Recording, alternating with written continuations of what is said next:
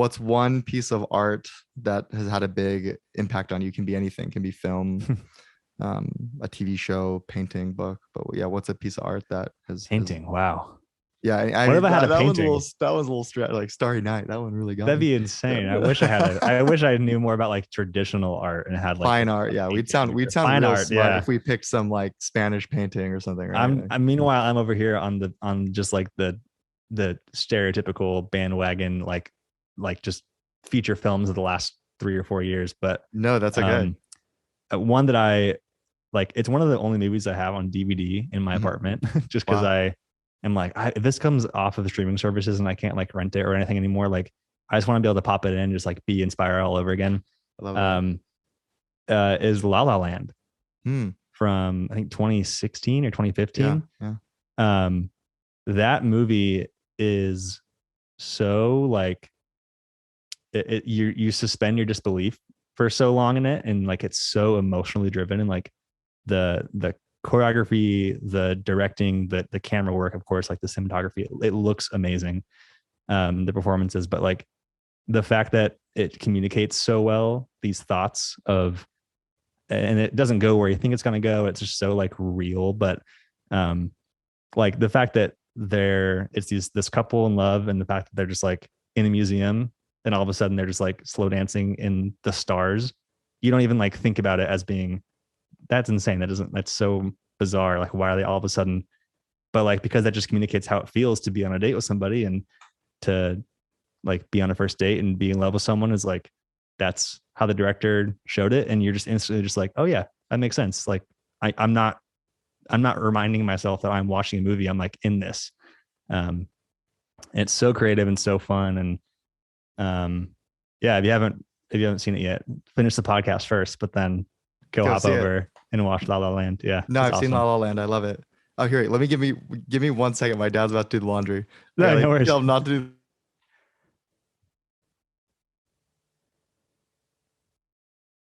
I don't know if you heard him a couple seconds ago. He came in. He's like, "What's up, Jimmy?" No, Um, that's awesome. uh, yeah, I live with my dad. I'm in the Claremont area. Oh, nice. Yeah, yeah.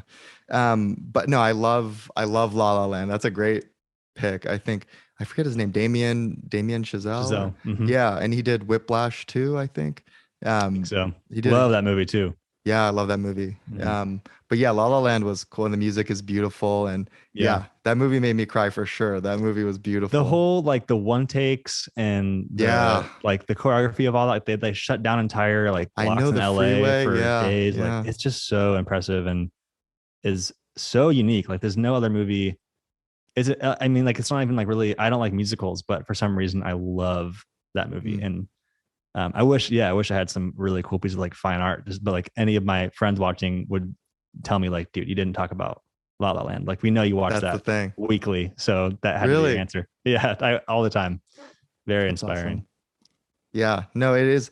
He's found a way to make musicals like, I don't know, not cheesy, Mhm. not like the classic Disney kind of, nothing wrong with those, but it's Yeah, not like a cheesy kind of musical song and dance thing. It's like really beautiful stories and really beautiful songs that kind of push the story along, and it's like really masterful storytelling. yeah. So What I think about it's a you great choice. with music? What's like who's a musician or like a piece of musical work that you look up to or that inspires you or that you kind of keep coming back to when you need like a recharge moment there?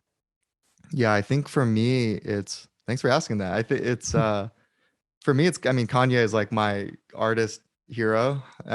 He's got definitely got a lot of flaws. Um, but yeah, the piece of work that stands out to me a lot is dark fantasy. It's like the kind of like the that's his the I don't know if you know that album.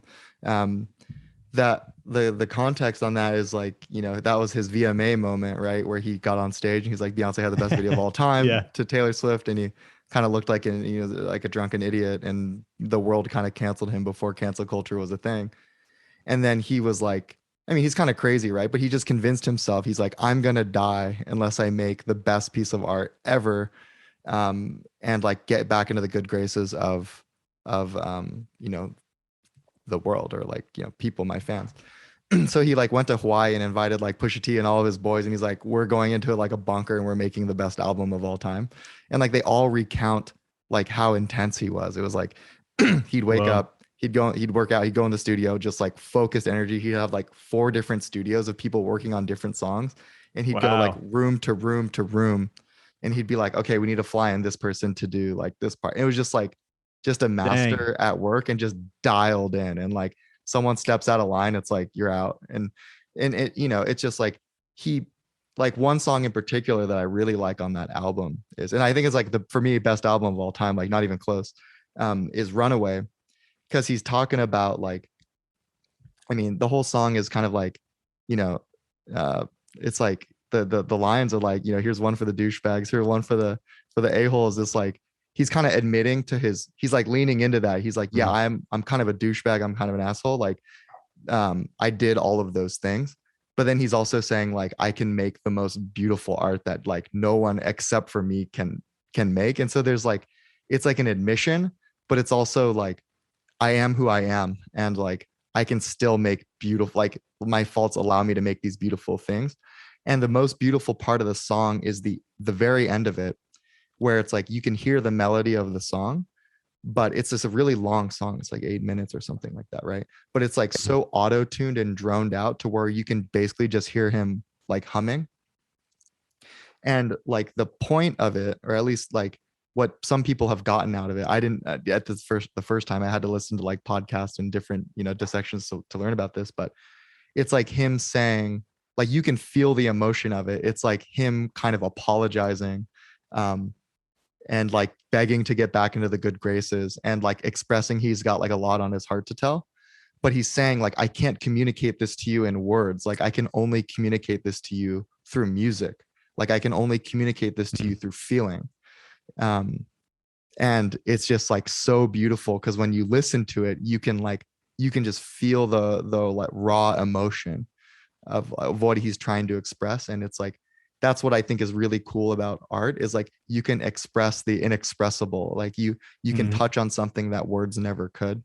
And so like that's, for me, that's like why that piece of art just stands out, is like I, you know, everyone loves a good comeback story. Like that to me is like the ultimate. Like Mhm. most people when they're pinned against the wall, they'll kind of freeze up and won't be able to do anything. But like he hit a grand slam and made a really, yeah, just it gives me chills kind of thinking about it. But yeah, that's my, I know I rambled a lot, but that's That's so my cool. I favorite had piece no of art. idea that was the story of that album. Like I know the album well, but I had no idea. I knew the timing, but I mean, I just figured it was like dang, good thing he came out with that like when he did, and like the way it crushed. So like I'm it's cool that like that's so much of the behind the scenes. I had no idea about all that. That's really really cool.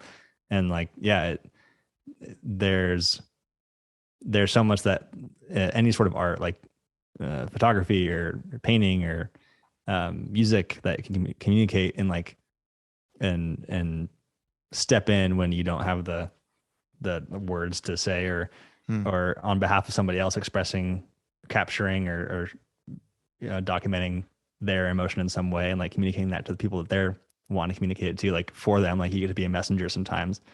um that's super cool. I had no idea, but that's how that went down.